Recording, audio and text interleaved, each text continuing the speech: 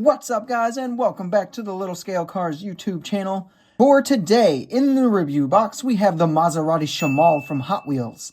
This is an all-new for 2025 casting, debuted in B or C case, I think. Is it any good, though? Let's take a closer look at it and see if it is worth adding to your collections. So, as always, let's get started by taking a look at our casting here. So, what do we have? Proportionally speaking, we are pretty solid. I don't really have any major complaints. Would say that maybe this kind of wheel arch is a little bit too big, but overall, not bad at all. Go ahead and pop the real life car in the corner there so you can kind of get a little bit of a compare and contrast kind of dealio. And then after that, let's go take a look at the engineering of the casting itself. So everything you're going to see basically from this top down is metal, minus these vents here. These vents are a piece of the window, which is actually pretty cool in my opinion. This strip here is a piece of the main body. It's just got a tampo on it. So looks pretty good. All of our body lines casted in nicely. We got our door handles here. The little like ledge, I guess you would call it, on the hood is there and present and looks good.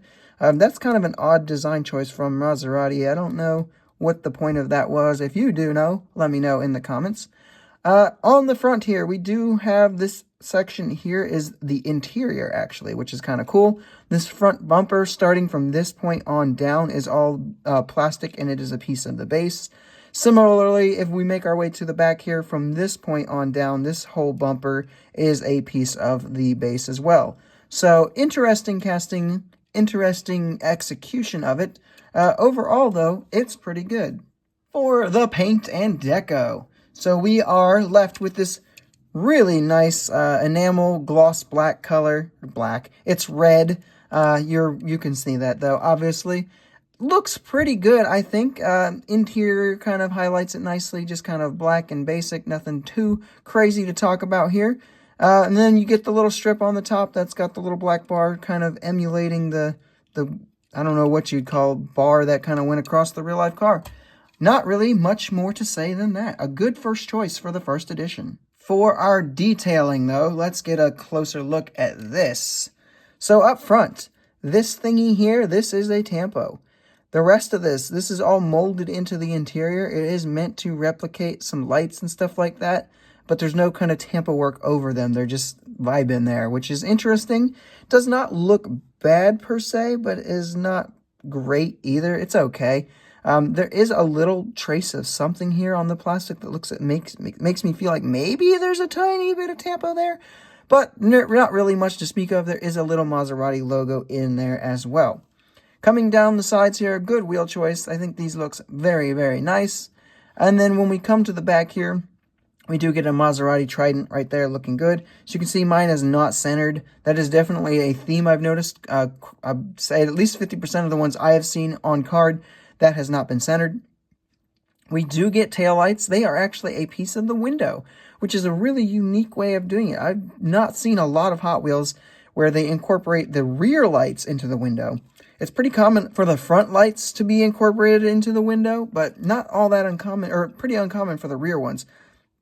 Don't love it, don't hate it either. It's all right. Then we do get some exhaust and other things, license plate kind of molded into this rear bumper for the rear section there.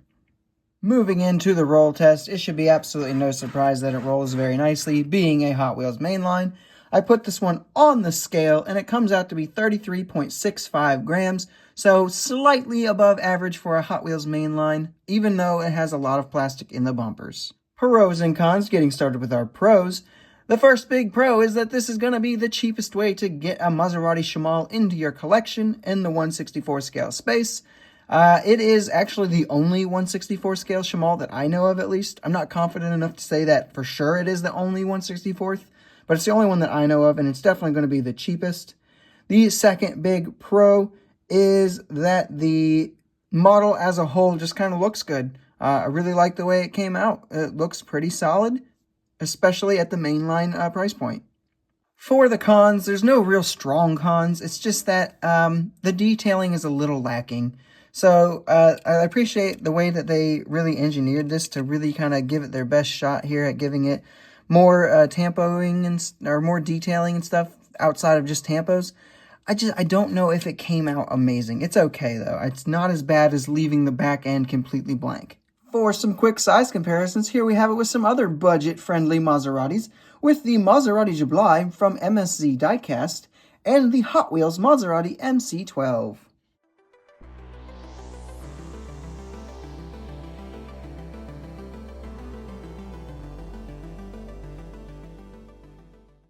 And here we have it with a little more premium examples from Maserati, with the Maserati MC20 from BBR and the Maserati Gran Turismo from DCT.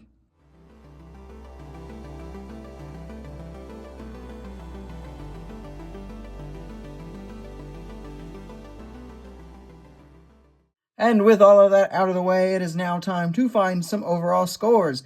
Hype level. It was Maserati's return to Hot Wheels, which is very cool. That led to some decent amount of hype, 9.35 out of 10. The execution, again, nothing horrible, but definitely some changes I probably would have made if I were in charge of making the choices. So with that, it's going to be a 9.25 on the execution. Feedback. I have seen a few complaints, but not really anything that I felt was like extremely harsh or anything like that. So it's going to be a 9.4 on the feedback. When we take these three scores and we average them out, we are going to end up with a 9.33 out of 10 as our overall score. So this is not a bad little model, especially at the $1.25 price point. It does feel like it's just slightly lacking something, and that's probably just in the little detailing that you could add in yourself with a little paint pen super easily. And maybe if I saw somebody who had done that, I would really be like, whew, that looks great. I definitely am digging the choice. It's an obscure choice for Maserati's return to the Hot Wheels lineup. I had actually never heard of this car before it was unveiled that it was coming to Hot Wheels. So then I had to dig into it, look into it a little bit, and gotta say, a unique car that we probably would not have gotten from anyone else. So definitely a cool factor there for me. Very much happy that we got it. Very much happy that we got it in the main line, because I really probably wouldn't have wanted to pay more than like $1.25 for this car in my collection. And overall, I'm pretty okay with how it came out. So for all those reasons, it was definitely something I will be recommending. Definitely think that it's worth the pickup, especially at the price point. And with that, guys, that will conclude this review. I hope you have enjoyed it. If you did, make sure you leave a like on the video, subscribe if you are new, and leave a comment down below telling me what your thoughts are on this particular model. Have you found it yet? And I will see you in the next video.